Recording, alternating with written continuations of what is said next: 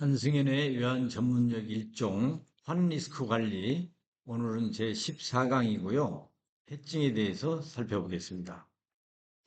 해징이라 하는 것은 미래, 그러니까 장래에 발생할 수도 있는 위험을 제거하거나 최소화하는 것입니다. 우리가 그 인플레이션 해지라는 말을 이제 쓰는데, 돈이 이 인플레이션이 발생하면 가치가 떨어지잖아요. 그거에 이제 대처하기 위해서 뭐 실물 자산을 보호한다고 하거나 뭐 이런 형식을 통해서 인플레이션으로 초래될 수 있는데 자산의 가치 저하를 이제 예방하거나 최소화한다. 그래서 인플레이션 엣지 그런 말을 쓰죠. 그러니까 그런 차원에서 이해가 되실 것 같고요. 환리스크 헤징이라는 것은 그야말로 환리스크에 대비해서 환리스크를 없애거나 환리스크를 최소화하는 것을 말합니다. 헤징이요.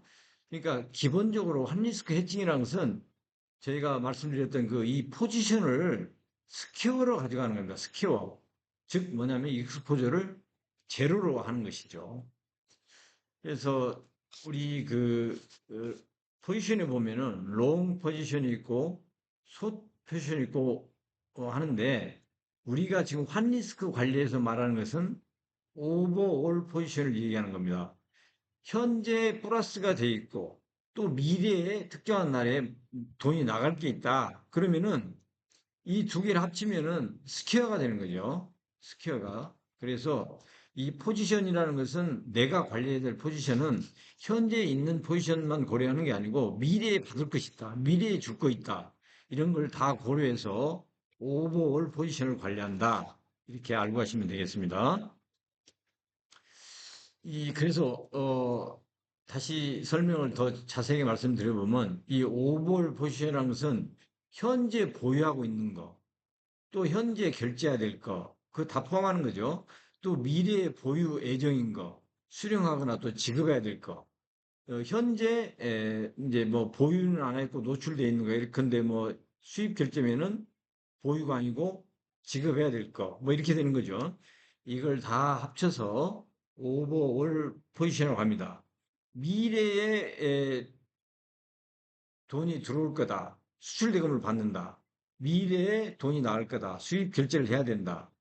또 이런 것도 있잖아요. 꼭 우리가 외환만 얘기하는 거, 외화만 얘기하는 거고, 주식 같은 것도 교재에 이제 말씀드렸지만, 주식을 내가 스톡 옵션으로 행사해서 언제 받을 예정이다.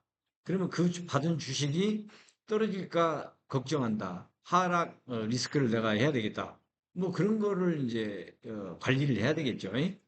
현재 보유하고 있는 것뿐만 아니라 미래에 수령되거나 지급할 것까지도 전부 포함한 오버올 포지션에 대해서 관리를 해야 되는 거고, 만약에 오버올 포지션이 플러스다, 소위 말해서 롱이다, 그럴 경우에는 제일 간편한 게 현재 가지고 있는 것은 매각해버리면 되는 거고, 그죠? 매각해버리면 더 이상의 환 리스크에 노출이 안 되잖아요.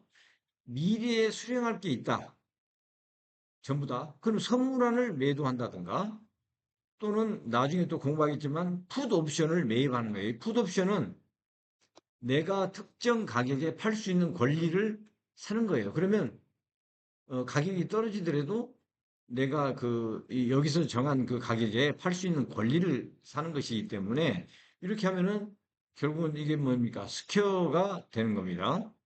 그 다음에 오버올 포지션이 마이너스였다. 마이너스. 그러면은 현재 지급을 해야 된다. 그럼 매입하면 되는 거죠. 그러면은 더 이상의 환리스크에 노출이 안 되는 거죠. 근데 미래에 지급을 해야 된다. 그게 숏이다.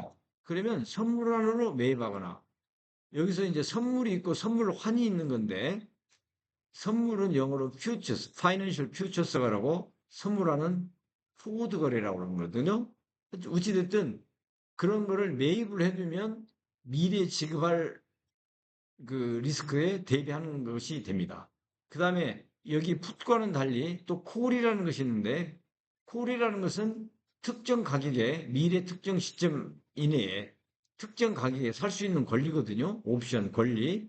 그걸 매입하면 되는 거죠. 이런 방식으로 해서 이 오버올 포지션, 계산된 오버올 포지션을 반대 방향으로 거래를 해둠으로써 스퀘어로 가져가는 거. 이게 이제 소위 말해서 해징이다. 이렇게 이야기할 수가 있습니다. 근데 이 해징을 할 때는 퍼펙트하게 해징하는 방법인데 예를 들어서 내가 어떤 주식이다. KB국민은행 주식이다. 주식을 내가 3개월 후에 받을 예정이다. 그러면 주식을 파는 거래를 하면 되잖아요. 그 해당 주식을 파는 거래를 미리 해놓으면은 퍼펙트한 해칭이 될 텐데 만약에 내가 무슨 A라는 주식을 가지고 있다. 근데 A라는 주식에 대한 선물이 없다. 이런 선물이 없어요. 그럴 경우는 이거하고 민감도가 비슷한 B라는 주식으로 주식을 매도해서 할 수도 있을 거 아니겠습니까? 이런 식으로 어떤 그 민감도, 소위 말해서 베타를 고려해 가지고 이렇게 해징을 할 수가 있겠죠. 만약에 B라는 주식이 A에 비해서 1.2배 민감도가 있다. 그러면 이게 그 A라는 주식을 1.2를 가지고 있으면 B라는 주식을 1만 거래를 해도 이게 그 변동 률이라고 할까요? 그게 비슷해지지 않겠습니까? 그런 민감도를 가지고 할 수도 있겠죠. 이게 이제 그 저희가 그걸 프락시 해칭이라고 그러는데 프락시 비슷한 상품으로 반대 포지션을 보유함으로써 이 해칭 효과를 가져오게 한다. 그런 그 논리입니다.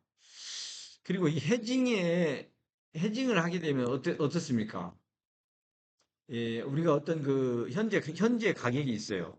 근데 미래의 가격이 올라갈 확률하고 미래의 가격이 떨어질 확률은 50대 50이에요. 50대 50이라고 보는데 그런데 만약에 해칭을 통해서 미래의 가격을 확정을 시키면 미래의 가격을 확정을 시켜 놓으면 우리가 어떤 현상이 벌어집니까? 만약에 현물에서 플러스를 가지고 있는 사람이 있어요. 그런데 미리 팔아놨어. 매각을 했어. 근데 그때 가보니까 미래의 그 특정 시점에 예를 들어서 뭐 3개월이면 3개월에 가보니까 환율이 많이 올랐더라.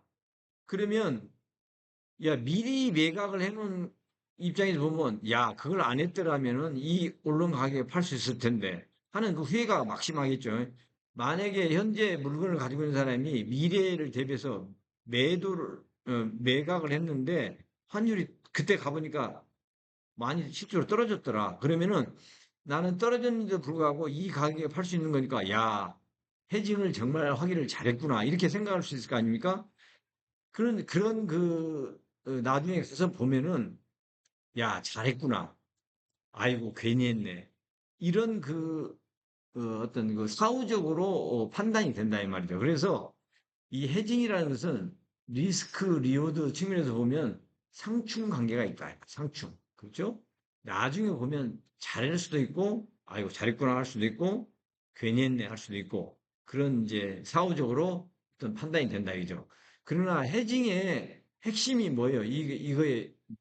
이걸 하는 목적이 안정적인, 안정적인 수익을 확보하기 위한 거잖아요. 내가 그대로 놔둬서 운이 좋아가지고 이익이 더 커질 수도 있었지만 내가 그대로 둬서 손실이 나거나 이익이 침해되는 것을 예방한다. 거기에 해칭의 목적이 있는 겁니다. 이 안정적인 수익을 확보해야 여러 번 말씀드리지만 기업이 안정적으로 운영이 될 수 있겠죠. 기업이 계속될 수 있겠죠. 그런 차원에서 우리가 환리스크 관리의 핵심이 뭐냐? 해징을 통한 안정적인 수익 확보. 그걸 다시 한번 강조를 드립니다. 수고하셨고요. 다음 시간에 뵙겠습니다.